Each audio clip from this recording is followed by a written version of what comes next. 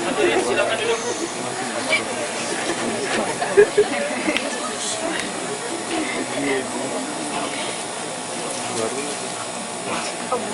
Baiklah, saya akan mulakan perbicaraan ini dengan menyatakan beberapa perkara yang termaktub dalam Statute of Court of International Justice. Mengikut artikel 33, bidang kuasa mahkamah terdiri daripada semua kes-kes yang mana pihak-pihak merujuk kepadanya dan semua perkara yang disediakan khas dalam perjanjian dan konvensyen. Ahli-ahli Liga Bangsa dan Negara yang disebut dalam lampiran perjanjian menandatangani atau meratifikasi protokol yang mana status mengiktiraf untuk menerima hakikat dan tanpa perjanjian khas. Berhubung dengan mana-mana ahli atau negara yang lain yang menerima tanggungjawab yang sama, bidang mahkamah dalam semua atau mana-mana kelas pertikaian antara bangsa. Yang pertama, tafsiran perjanjian. Yang kedua, sebarang persoalan undang-undang antara bangsa. Yang ketiga, kewujudan sebarang fakta yang mana jika ditubuhkan akan menjadi pelanggaran kewajiban antara bangsa. Dan yang keempat, jenis atau tata tulis itu dibuat pelanggaran kewajiban antara bangsa. Pengisytiharan disebut boleh dibuat tanpa syarat atau dengan syarat timbal balik di pihak beberapa atau kedatangan ahli atau kedatangan negara atau untuk jangka masa yang tertentu. Sekiranya terdapat pertikaian yang sama, ada mahkamah mempunyai bidang kuasa, perkara itu hendaklah diselesaikan dengan keputusan mahkamah. Baiklah, perbicaraan akan dimulakan dengan pihak Turki yang diwakili oleh Menteri Keadilan Turki. Tuan yang terutama, sila mulakan ujiannya. Terima kasih Yang Mulia. Okey, pada saya ingin menjelaskan sedikit mewakili saya, iaitu pada 2 Ogos 1926 satu pelanggaran telah berlaku di antara kapal Turki dan kapal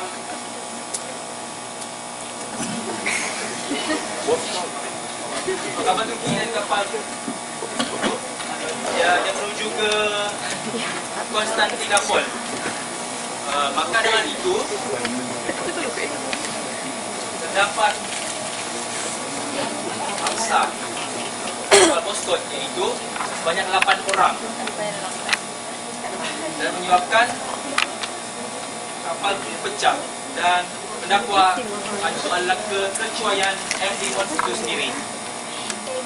Hal ini jelas membawa kepada pertama, kematian warga Turki disebabkan pelanggaran kapal tersebut, diikuti dengan kedua-dua pihak yang telah menunjui ke tempat yang ditujui. Ia tidak disengajakan kerana ia adalah sebuah insiden yang telah dilakukan atas kecuaian yang dimulai. Yang kedua, pihak Turki mendakwa bahawa pegawai luar ini adalah membunuh, adalah kejadian pembunuhan tanpa disengajakan. Oleh yang demikian, Turki berhak menguatkuasakan undang-undang munisipal terhadap M. Limon kerana kecuaian dan kematian warga dalam kapal Moskot. Terima kasih, Arif. Baiklah, seterusnya wakil dari Presiden sila mulakan ujiannya. Saya akan memulakan ujian saya mengapa pihak Turki tidak kuasa untuk melaksanakan undang-undangnya terhadap warga Perancis.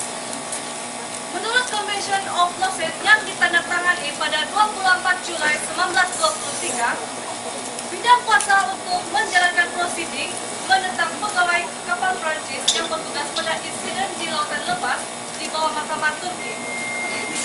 Namun begitu, pihak Turki telah melakukan kesalahan kerana telah menjatuhkan hukuman ke atas warga negara Perancis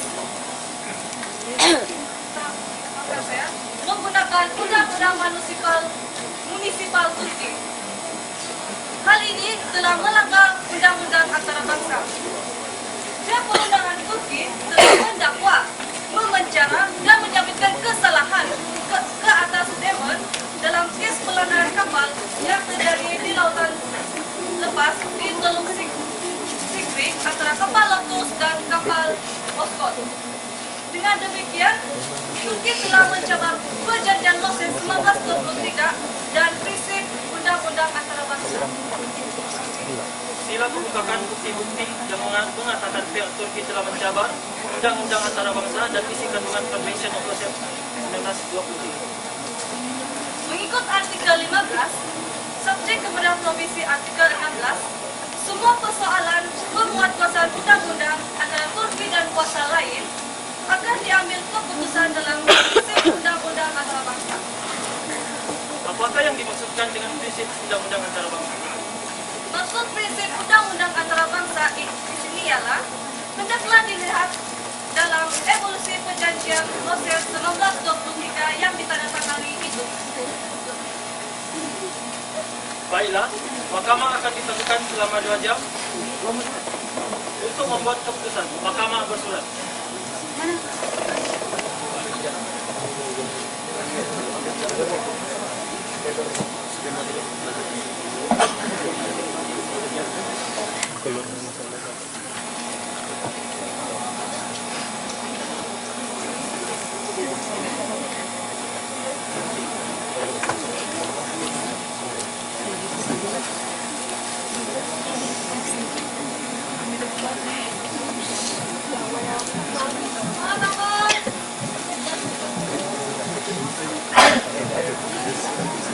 Hadirin silakan duduk.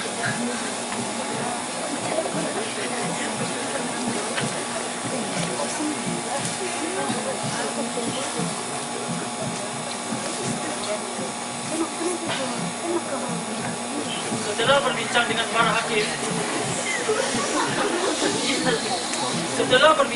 para hakim, kami telah mendapat satu kata putus mengenai kes ini. Kami mendapat bahawa pihak Turki berhak menentukan kuasa undang-undang munisipalnya terhadap M. Diman kerana pihak Turki tidak melanggar sebarang prinsip undang antarabangsa.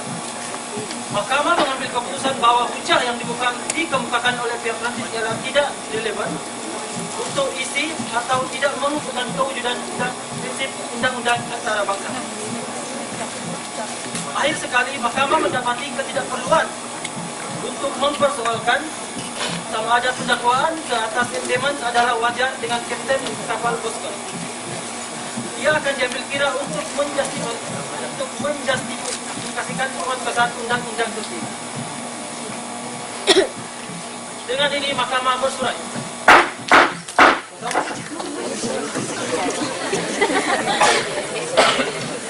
Setelah perbicaraan selesai dan hukuman telah dijatuhkan,